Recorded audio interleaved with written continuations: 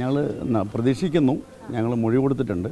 കേരളത്തിലെ സ്ത്രീ സമൂഹത്തെ മുഴുവൻ അപമാനിക്കുന്ന തരത്തിലാണ് അദ്ദേഹത്തിൻ്റെ സ്റ്റേറ്റ്മെൻറ്റ് എന്നുള്ളതും CPM ജില്ലാ സെക്രട്ടറി എൻ സുരേഷ് ബാബുവിൻ്റെ എന്നുള്ളതുകൊണ്ട് അദ്ദേഹം അന്ന് പറഞ്ഞതിൽ സുന്ദരികളായ സ്ത്രീകൾ എന്ന് പറഞ്ഞാൽ സുന്ദരികളും സുന്ദരികളല്ലാത്തവരുമായ സ്ത്രീകളായിട്ട് സ്ത്രീ സമൂഹത്തെ രണ്ടായി വീതിച്ചുകൊണ്ട് സ്ത്രീ സമൂഹത്തെ അപമാനിക്കുന്ന ആ സ്റ്റേറ്റ്മെൻറ്റിനോട് കേരളത്തിലെ സ്ത്രീ സമൂഹത്തോട് അദ്ദേഹം മാപ്പ് പറയണമെന്നും മാത്രമല്ല ഷാഫി പറമ്പിൽ എന്ന ജനകീയ നേതാവിനെ അദ്ദേഹം വളരെ താറടിച്ച് കാണിക്കാൻ വേണ്ടി അദ്ദേഹത്തെ വ്യക്തിഹത്യ ചെയ്ത അധിക്ഷേപ പരാമർശം നടത്തിയതിനെ ഈ പൊതുപ്രവർത്തകർക്ക് തന്നെ അപമാനം വരുന്ന തരത്തിൽ അദ്ദേഹത്തിൻ്റെ പരാമർശം. അതുകൊണ്ട് അദ്ദേഹത്തിനെതിരെ ശക്തമായ നടപടി സ്വീകരിക്കണമെന്നാണ് ഞങ്ങൾ പറഞ്ഞിരിക്കുന്നത്. CI സ്ഥലത്തില്ല. അദ്ദേഹം പോലീസ് തീർച്ചയായിട്ടും നടപടി ഉണ്ടാവും എന്ന് തന്നെയാണ് പറഞ്ഞത്. FIR ഇടണമെങ്കിൽ CI സ്ഥലത്തില്ല. അദ്ദേഹം തൃശ്ശൂർ പോയിരിക്കുകയാണ് ഒരു ഇൻക്വസ്റ്റുമായി അതെ പറഞ്ഞതാണ്. അത് ഞങ്ങൾ നേതാക്കന്മാരുടെ നിർദ്ദേശപ്രകാരമാണ് ഞങ്ങൾ ഈ പരാതി കൊടുത്തിരിക്കുന്നത്. മാത്രമല്ല ഇത് ചില ചാനലിൽ ഞാൻ കണ്ടതാണ് മൂന്നാം കക്ഷി എന്നുള്ളത്. ഞങ്ങൾ പാർട്ടിയാണ്, പാലക്കാട് ബ്ലോക്ക് കോൺഗ്രസിൻ്റെ പ്രസിഡൻ്റാണ്. ഞങ്ങൾ ഒന്നാം കക്ഷി തന്നെയാണ് ഇതിൽ പരാതി കൊടുത്തിരിക്കുന്നത്. ഈ മൂന്നാം കക്ഷി രാഹുലിൻ്റെ കാര്യത്തിലും കണ്ടില്ല, അതുപോലെ തന്നെ ഷൈൻ ടീച്ചറുടെ കാര്യത്തിലും കണ്ടില്ല. ഈ ഞങ്ങൾ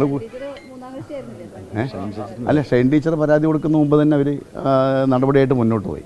പക്ഷേ മറ്റ് നമ്മുടെ ഷാഫി പറമ്പിലിൻ്റെ കാര്യത്തിൽ മാത്രം അത് കാണുന്നില്ല. ഏതാ അല്ല അതിന് മുമ്പ് തന്നെ അവർ നടപടികൾ സ്വീകരിച്ചു തുടങ്ങിയല്ലോ. പക്ഷേ ഇത് ഞങ്ങളുടെ കാര്യത്തിൽ അത് കണ്ടില്ല എന്നാണ് പറഞ്ഞത്. മാത്രമല്ല പോലീസ് കേസെടുത്തിൽ തീർച്ചയായിട്ടും ഞങ്ങൾ കോടതിയെ സമീപിക്കും. ഞങ്ങൾ തെളിവ് പുറത്തു വിടണമെന്നാണ് പറഞ്ഞത്. അദ്ദേഹം അന്ന് പറഞ്ഞല്ലോ കോലിട്ടിളക്കി പ്രത്യാഘാതം ഉണ്ടാക്കരുത്. ഞങ്ങൾ പലതരത്തിലുള്ള ആയുധങ്ങൾ ഉപയോഗിച്ചു. അവസാനത്തെ ആയുധം ഇപ്പോൾ ഇതാണ്. ഇതിലും പരിഹാരമായില്ലെങ്കിൽ, കാരണം ഞങ്ങൾ CPM അല്ലാത്തതുകൊണ്ട് കോൺഗ്രസ് പ്രസ്ഥാനമായതുകൊണ്ട് അദ്ദേഹത്തിൻ്റെ പ്രസ്ഥാനം പോലെ 52 വെട്ടി ശീലമില്ലാത്ത പാർട്ടി എന്ന നിലയ്ക്ക് ഞങ്ങൾ തിരുപ്പാച്ചി അരിവാണെന്ന് ഞങ്ങൾക്ക് എടുക്കാൻ കഴിയില്ല. അതുകൊണ്ട് ഞങ്ങൾ രേഖാമൂലം പരാതി കൊടുത്തിട്ടുണ്ട്. ഞങ്ങൾ മൊഴി കൊടുത്തിട്ടുണ്ട്. മൊഴിയിൽ എല്ലാം പറഞ്ഞിട്ടുണ്ട്. അതിൻ്റെ പകർപ്പ് വേണമെങ്കിൽ നിങ്ങൾക്ക് കാണിച്ചു തരാം.